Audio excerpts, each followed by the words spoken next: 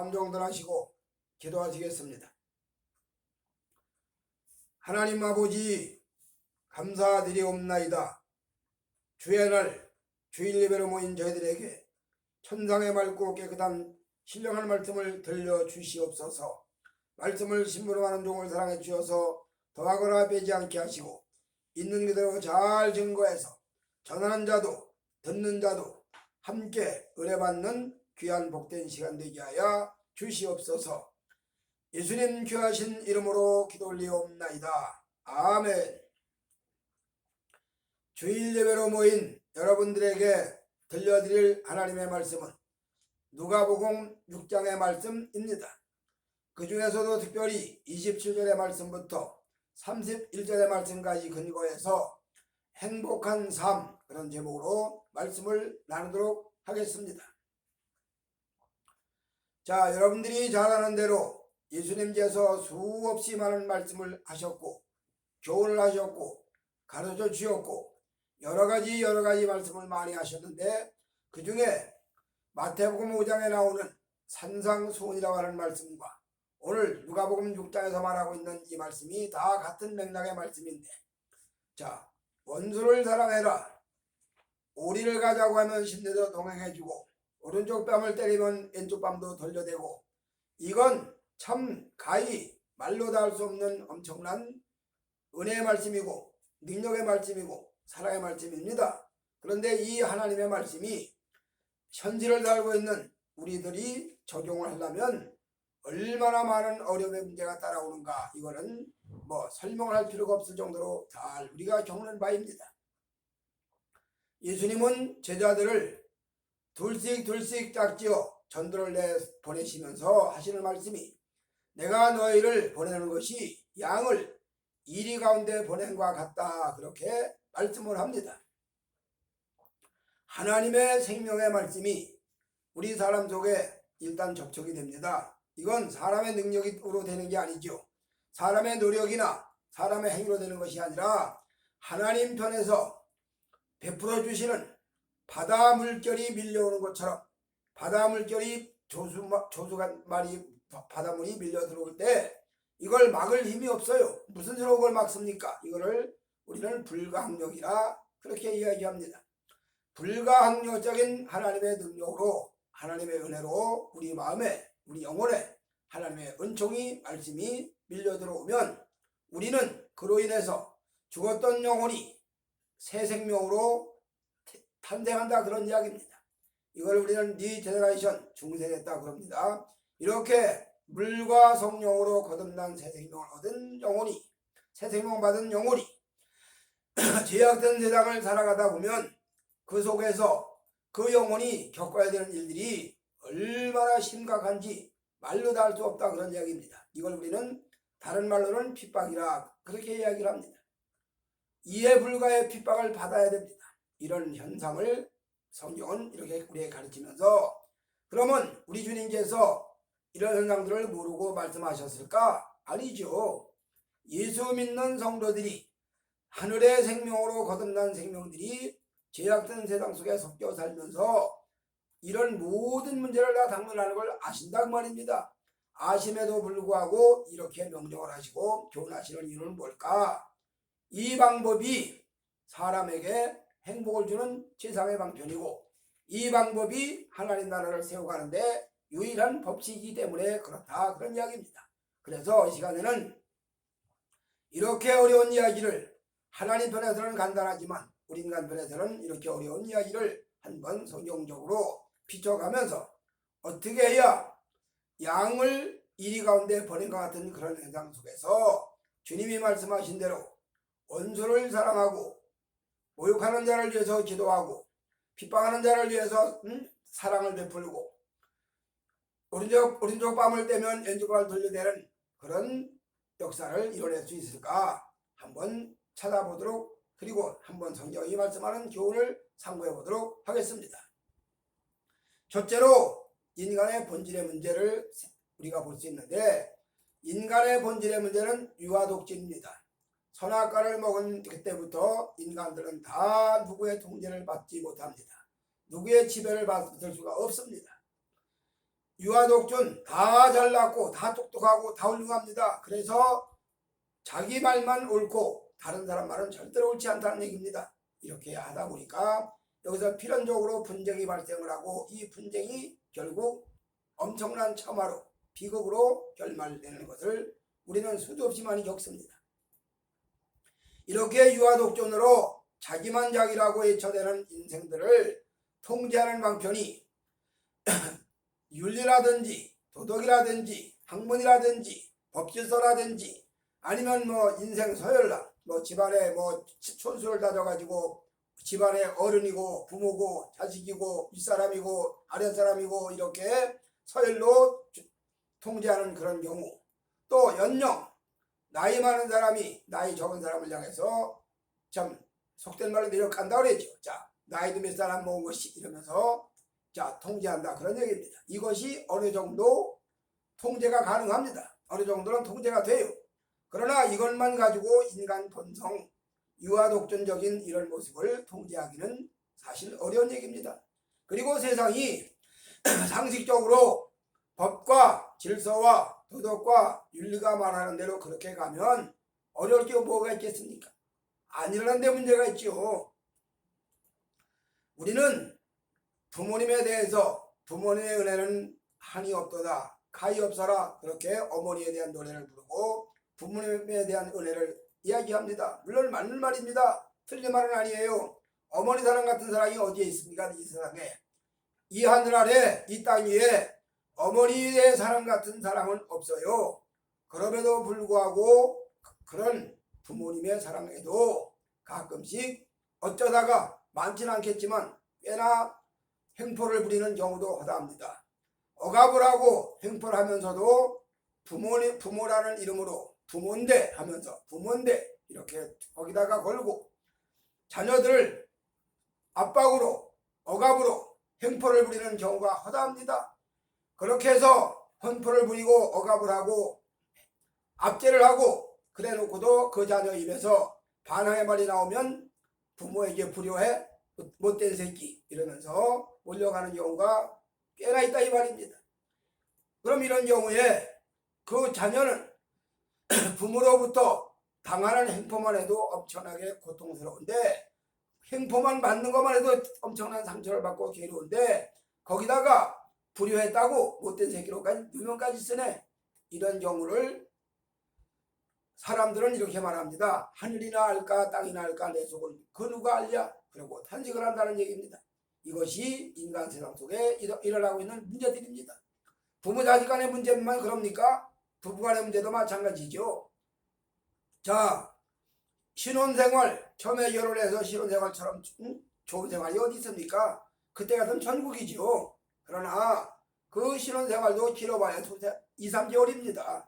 2, 3개월 지나가면 점점 의견이 충돌되고 서로 각자 견해가 다르고 이러면서 토시락거리기 시작을 하고 그러다 보면 이 분쟁이 점점 더 커지면서 대용으로 대판 싸움이 되고 거기다가 마지막 가는 데가 어디냐? 결론이 너하고 더 이상 못 살겠다. 성격이 안 맞고 뭐가 안 맞고 어쩌고 하면서 결국 이혼으로 종료되는 사례도 얼마든지 많이 있다 이 말입니다. 이렇게 부부간의 문제도 그렇고 자 이렇게 인간 세상에 당면하고 있는 이런 모든 문제들이 결국 진단하고 찾아 올라가면 어디로 정점이 있느냐? 하나님을 모르는 인간 만세를 잊히는 인간이 최고라고 하는 그래서 하나님 자리에 인간을 갖다 놓은 그런 데서부터 발생되는 것이다. 그런 이야기입니다. 이걸 해결하려고 뭐 교육학에서 특별히 어린 아동을 상대로 연구한 사람들이 하는 말이 어린아이를 특별히 뭐 아들, 딸을 금쪽이라고 부르죠. 금쪽이가 뭐 이런 현상이 보이면 이렇게 대처하고 이렇게 뭐 하고 그러면 틀린 말은 아니지만 어느 정도 맞는 말이지만 근본 대책은 아니란 얘기입니다. 또 뭐 비행 청소년들도 뭐 선도한다 뭐 이렇게 한다. 그것도 어느 정도는 가능하지만 그것도 역시나 근본 대책은 아니란 얘기입니다. 어디가 문제냐? 하나님을 멀리 떠난 인간들 속에는 결국 하나님 없이 자기가 제일이라고 하는 유아독존이라고 하는 이거를 고린도성경에는 견고한 진이라고 그렇게 말합니다. 견고한진이 마음에 딱 자리 잡아가지고 이 견고한진이 누구도 용납을 할 수가 없어. 누구 말도 수락을 못해. 자기 말만 옳다고 자기 말에 다 따라야 된다고. 그러고 자기 말을 안 따라주는 걸 향해서 이해를 못했는데 통이 좁아서 무슨 품어주지를 못한다는 둥 등등 하면서 다 나오지만 말이 아니죠. 무슨 얘기냐. 결국 정점에는 자아, 견고한진 그 자아가 그렇게 나타나는 현상일 뿐입니다. 이것이 바로 인간의 모습입니다. 그러니 이런 인간의 모습 가지고를 윤리로 통제하고 도덕으로 다스리고 질서로 가리키고 교훈으로 이야기하고 어느 정도는 통제가 되고 질서가 잡히는 것같이 보이지만 근본 문제는 해결될 수 없다 그런 이야기입니다. 이렇게 이런 모순된 인생의 삶을 살아갈 수밖에 없는 인생들, 이런 인생들을 성경은 뭐라고 말하냐. 하나님을 멀리 떠난 탕자, 아비집을 멀리 떠난 탕자, 먼 나라로 가서 허랑방탕해가지고 다 날려버리고 흉년까지 들어서 먹을 양식이 없을 때에서야 비로소 내 아버지 집에는 양식이 풍족한 품꾼이 얼마나 많은고 내가 차라리 돌아가서 아버지의 아들이라고 하는 이름은 차마 감당하기 어렵다. 아비에게 돌아가서 나를 품꾼의 한 사람 써달라고 해야 되겠다. 여기서는 품꾼을 써줄 때도 없고 써준다 해도 품값이 안 나오는 이런 삶에 살 수가 없다. 그러고 돌이키는 이야기가 누가복음에 나타납니다. 무슨 얘기냐? 하나님을 멀리 떠나고 아주 멀리 떠난 인생들이 살 길은 여호와께 돌아가는 길밖에 없다. 그런 이야기입니다. 이것이 인간들의 모습입니다. 그러니 이렇게 하나님을 멀리 떠난 인간이 유아독존으로 자기만 제일이라고 내 말만 최고라고 나만 다 내 말이 옳다고 그렇게 주장하는 사람들 속에서는 절대로 행복은 산출되지 않는다. 행복이 나타나지 않다 보니까 자연히 보람도 없죠. 자, 이렇게 인생에 사는, 그러다 보니까 행복도 없고 불행하고 보람도 없다 보니까 절망하고 이거 왜 살아? 뭐 때문에 살지? 차라리 이 목숨 하나 죽어 없어지는 게 낫지 않을까? 그러고 자살로 결국 마감하는 경우도 없지 않아 있습니다. 많지요, 이런 경우가. 이런 인생들의 삶을 향해서 하나님은, 성경은 뭐라고 말하냐? 인생의 근본된 방법이 뭐냐? 하나님께 돌아가는 길이다. 그 이야기입니다. 그래서 구약의 호세아 선지자는 오라, 우리가 여호와께 돌아가자.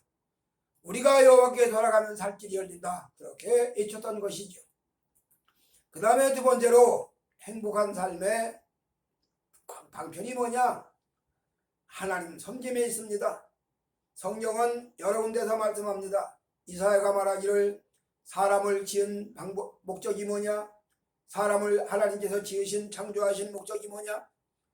여호와를 찬양하게 하기 위해서 지으셨다. 그래서 사람은 여호와를 찬양하도록 지음받았기 때문에 하나님을 찬양하는 거기서부터 인간의 만족이 나옵니다. 인간의 행복이 시작이 됩니다. 인간의 보람을 느끼게 됩니다. 그래서 이 위치를 이탈하지 않고 하나님은 창조주고 인간은 피조물이고 이 자리가 불변하면 행복이 유지가 됩니다. 그런데 이 자리를 이탈해서 뒤바꿔 가지고 피조물 된 인간이 하나님 자리에 가겠다고 아우성을 칩니다. 그럼 하나님 자리에 올라갈 수 있느냐? 하나님 자리에 올라갈 수만 있으면 뭐가 얘기가 달라지죠. 그러나 피조물 된 인간은 하나님 자리에 갈 수가 없어요. 가려고 애를 쓰는 것 뿐이지 가지를 못해. 오히려 하나님 자리 가려다가 있던 것마저 다 날려버려. 이게 인간의 모습입니다. 그래서 자기 본분, 하나님은 창조주고 인간은 피조물이다. 그래서 겸손히 하나님을 섬기는 믿음이 여기서 대두되는 겁니다.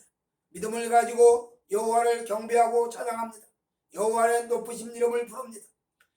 여호와의 선하심과 인자하심이 영원하다고 찬양 올려드리는 겁니다. 이렇게 나갈 때 여기서 비로소 행복이 나오고 보람이 나오고 만족이 나온다, 그런 이야기입니다. 이렇게 하나님을 섬기는 방편을 성경은 말씀하는데, 자, 이스라엘 백성들이 애굽 땅에서 번성을 합니다. 그리고 그들을 번성된 백성들을 모세가 영도에서 나옵니다. 홍해를 건너고 광야를 지납니다. 드디어 시내산에 이뤘을 때 하나님께서 모세를 시내산에 불러올려서 율법을 수여합니다. 율법을 압축을 하면 10계명이죠. 10계명을 또 압축을 하면 대인관계, 대신관계, 1계명부터 4계명까지는 하나님의 관계, 대신관계, 5계명부터 10계명까지 6가지는 계명은 사람과 사람 대인관계, 이렇게 둘로 나눠집니다. 이 10계명을 확대하면 613가지 율례가 나옵니다. 613가지 율례 중에 248개는 뭘 하라 명령입니다. 365개는 하지 마라. 우상숭배하지 마라, 간음하지 마라, 도둑질하지 마라, 거짓 증거하지 마라, 이런 하지 말라는 겁니다. 또 하라는 여호와를 경외해라, 하나님께 찬양 올려라, 번제를 올려드려라, 제사를 드려라, 안식일을 지켜라, 이렇게 하라는 명령입니다. 이것이 613가지의 율례로 확장됩니다. 결국 이를 통해서 하나님께 나아가는 방편, 즉 길을 찾는 거죠. 하나님이 나가는 길이 바로 열린다는 말입니다. 이렇게 하나님을 섬김으로 인해서 하나님 만나기 전에 옛사람의 모습에서 우리 속에 나타났던 이런 모든 모습들, 남을 모함하고 남을 시기하고 다른 사람을 깎아내리고 온갖 거짓말을 지어내서 악한 말을 하고 이런 사람들을 만난단 말이에요. 다 정상적으로 상식적인 말만 하고 경우에 딱 맞는 행동만 하고 남의 것 탐내지 않고 내 건 내가 갖고 네 건 네가 갖고 땀 흘려 일하고 이렇게 살아가는 사이가 하려면 이 말이 해당이 없는데, 그러나 죄악된 세상은 끊임없이 나보다 나아진 사람, 나보다 앞서가는 사람 같으면 그 사람을 헐뜯어 가지고 기어이 깎아내립니다. 그리고 거짓말로 매도합니다. 모함합니다. 이럴 때 당연히 분노하지요. 당연히 반응을 보이지요. 그런데 주님께서는 성령의 말씀으로, 하나님의 말씀으로 이렇게 분노가 일어나고 이렇게 참 심령 속에서 하나님을 향해서도 사람을 향해서도 이럴 수가 있나, 이런 문제가 왔을 때 이거를 성경은 말씀을 하기를 뭐라고 하냐, 너를 모함하는 자를 위해서 기도해라. 그러면 나를 모함하는 자를 위해서 기도한다는 게 말이 쉽지 얼마나 어려운 얘기인지 모릅니다. 그리고 여러분들도 다 기도 생활 속에 들어가 봤습니다 하시는 얘기지만, 자 5분 기도 10분 기도 하면 많이 간 것 같아요. 시간이 많이 지난 것 같아. 그런데 눈 떠보면 이제 10분밖에 안 지났어. 할 말이 없어. 다른 말로 말하면 기도줄이 잡히지가 않아. 기도를 무릎 꿇고 기도하고 하다 보면 고비가 순간순간으로 다가옵니다. 이런 고비를 넘어가면서 기도줄이 잡히고 기도를 통해 가지고 심령에 일어나고 있는 이 억울한, 나는 선을 행했는데 거꾸로 악을 행했다고 모함을 하니 이거 어떻게 견뎌내겠습니까?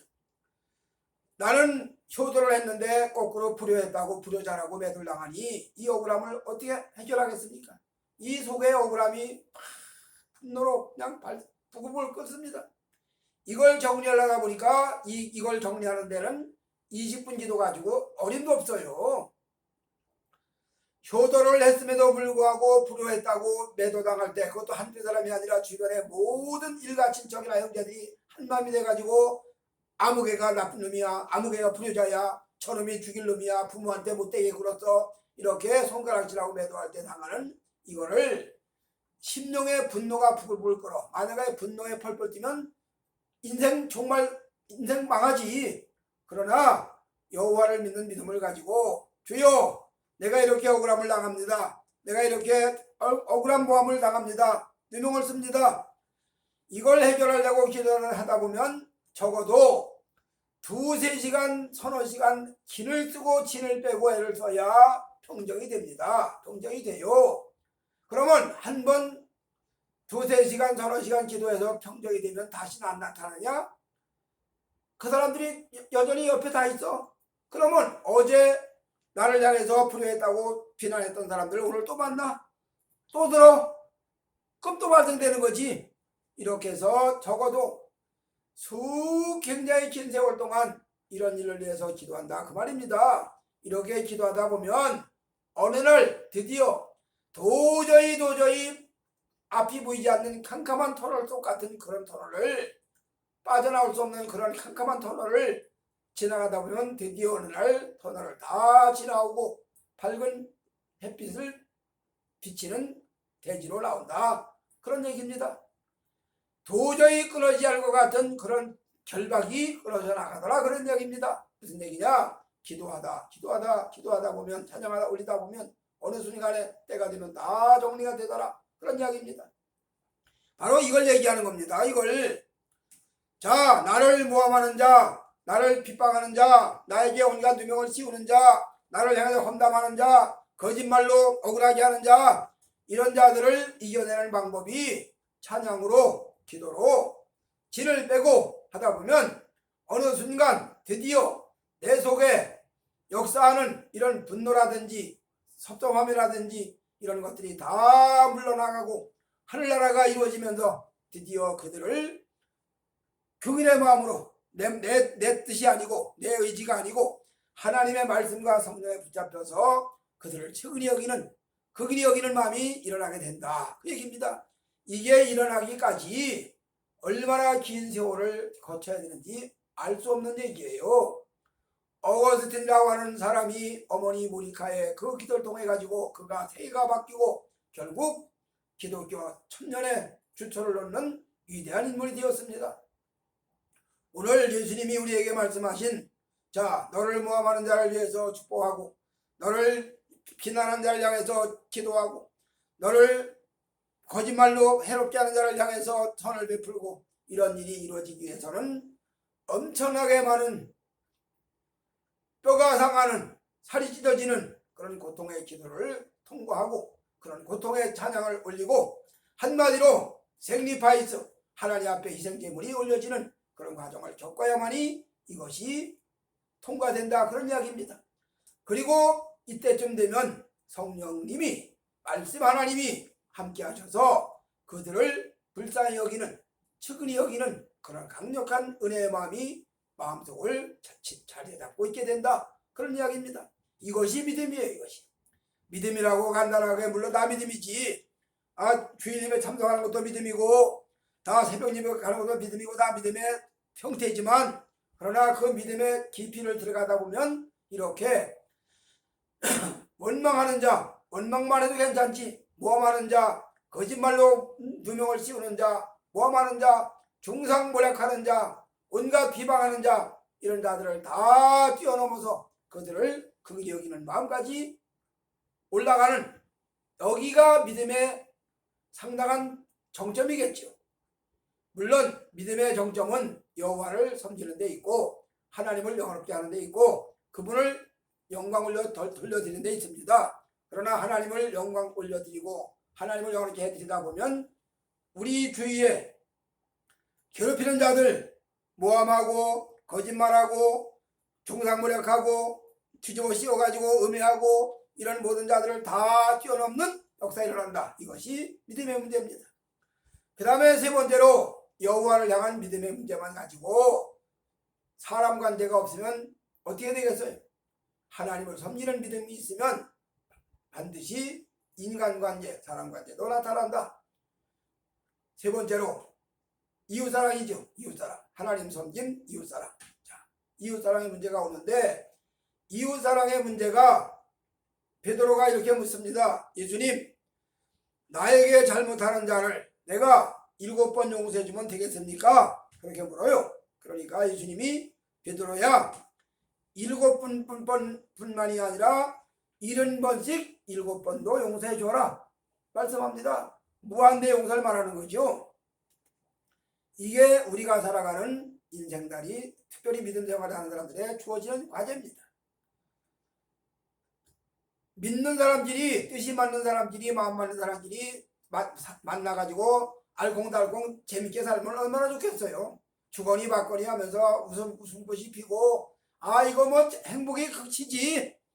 부부간에도 뜻이 맞아가지고 남편도 아내도 얼마나 죽이 잘 맞는지, 참 찰떡궁합으로 이렇게 잘 맞아가는 부부 얼마나 좋겠습니까? 부모 자녀 간에도 부모를 믿음으로 효도하고 섬기고 부모는 자녀를 사랑으로 아끼고 보살피고 보호해주고 이런 가정이면 얼마나 좋겠습니까? 그런데 이렇게 낙원 같은 희망상 같은 이런 인생살이가 그렇게 많지 못하다 그 말이에요. 부모와 자식 사이에 원망이 생기고 섭섭함이 생기다 보면 골이 생기고 그 골이 세월이 가면서 깊어지고 깊어지면서 도저히 용서 못하는 단계까지가. 그래서 나는 다시는 얼굴 보지 않겠다. 부모 자식 간에도 안 보고 사는 경우도 허다하고 뭐 서대도 말씀드렸지만 부부간에 이혼하는 경우도 허다하고 이런 문제. 이거 다 결국은 뭐냐? 하나님을 바로 믿는 믿음이 올바르면 그 믿음의 결과가 대인관계, 사람관계도 이웃사랑으로 나타난다. 그런 이야기입니다. 그래서 아까도 말씀드렸지만 하나님 섬기는 믿음에도 다 말씀드렸지만 역시 이웃사랑에도 같은 얘기입니다. 긍휼의 마음이 있어야 되고 자비의 마음이 있어야 되는데 이것이 그냥 말로 말 한마디로 긍휼해라, 자비해라, 뭐 부드러운 마음 가져라 그런다고 됩니까? 안 되지요. 이런 마음이 우리 마음속에서 발산되기 위해서는 기도하다 보면 예상치 못한 일이 발견돼요. 내 속에 이런 견고한 바위 같은 교만이 있었구나. 이걸 깨닫고 이 견고한 바위 같은 교만을 오한마로 상징으로 비유로 말하면 오한마로 바위를 깨뜨려 치면 부스러기 떨어져 나갑니다. 또 치면 또 떨어져 나가. 계속 치다 보면 나중에는 바위를 다 깨내. 무슨 얘기냐?